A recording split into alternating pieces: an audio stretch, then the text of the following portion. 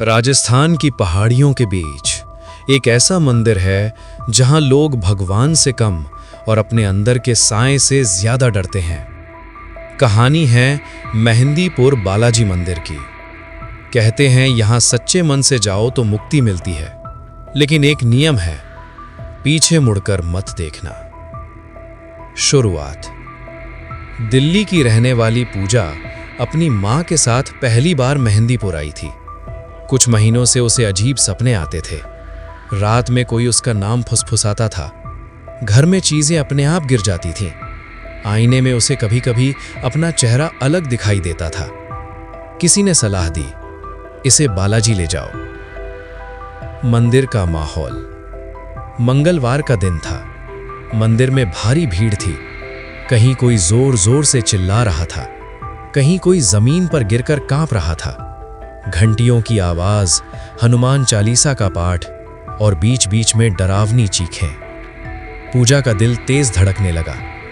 एक पुजारी ने उसकी तरफ देखा और धीरे से कहा, इसे पीछे मुड़कर मत देखने देना। पूजा के साथ कुछ और था। आरती शुरू हुई। पूजा की आंखें बंद थीं, लेकिन उसका शरीर कांपने लगा। उसके होंठ अपने आप हिलने लगे। आवाज उसकी थी, पर शब्द अजनबी थे। मां डर गई। पुजारी ने गंगा जल छिड़का। पूजा अचानक चीख पड़ी, मैं नहीं जाऊंगी, ये मेरी है। भीड़ सन्न रह गई। वापसी का रास्ता। काफी देर बाद पूजा शांत हो गई। पुजारी ने कहा, अब इसे सीधे घर ले जाओ। रास्ते में पीछे मत देखना। कोई भी आवाज आए, मुड़ना मत। शाम हो चुकी थी। मंदिर से बाहर निकलते समय पूजा को पीछे से किसी के कदमों की आहट सुनाई थी। धीरे धीरे, जैसे कोई नंगे पैर चल रहा हो। मां ने उसका हाथ कसकर पकड़ा। वो गलती। अचानक किसी ने उसके कान में फुसफुसाया, पूजा। आवाज उसकी बचपन की दोस्त रिया जैसी थी। पूजा खुद को रोक नहीं पाई। उसने धीरे से पीछे देख लिया। जो उसने देखा, सीढ़ियों पर एक लंबी काली औरत खड़ी थी। सफेद साड़ी, उल्टे पैर, बाल चेहरे पर बिखरे हुए। उसकी आंखें पूरी सफेद थीं और होठों पर मुस्कान।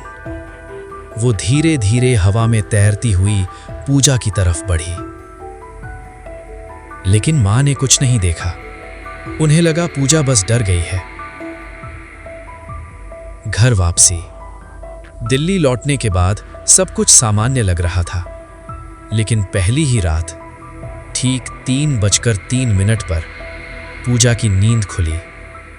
कमरे का दरवाजा खुला हुआ था और बाहर गलियारे में गीले पैरों के निशान। उसका दिल बैठ गया। असली डर। अगले दिन आईने में उसने अपने पीछे एक साया देखा। वो पलटी, कोई नहीं, लेकिन आईने में वो औरत खड़ी थी, धीरे धीरे उसके कंधे पर हाथ रखते हुए। पूजा चीख पड़ी। मां दौड़ कर आई, लेकिन उन्हें कुछ नहीं दिखा।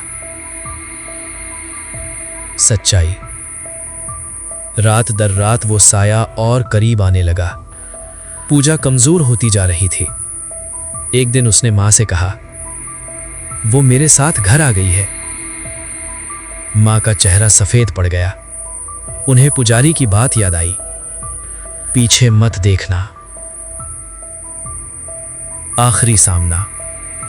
मां उसे फिर से मेहंदीपुर ले गई। इस बार पूजा खुद मंदिर के अंदर गई। आंखें बंद करके बोली, मैंने गलती की, लेकिन अब मैं तुझे अपने साथ नहीं रखूंगी। अचानक मंदिर में तेज हवा चली। घंटियां अपने आप बजने लगी। पूजा जमीन पर गिर पड़ी और उसके मुंह से एक आखिरी चीख निकली, मैं फिर आऊंगी। फिर सब शांत हो गया। अंत या शुरुआत। आज पूजा बिल्कुल ठीक है, लेकिन कभी कभी रात के 3:03 पर उसे अब भी वही फुसफुसाहट सुनाई देती है। पीछे मत देखना। कहते हैं मेहंदीपुर में अगर कोई नियम तोड़े तो साया सिर्फ मंदिर तक सीमित नहीं रहता, वो घर तक आ जाता है और फिर उसे वापस भेजना आसान नहीं होता। अगर आप कभी मेहंदीपुर बालाजी मंदिर जाएं तो एक बात याद रखना, किसी भी आवाज पर पीछे मत देखना, क्योंकि हर कोई जो आपका नाम ले वो इंसान नहीं होता।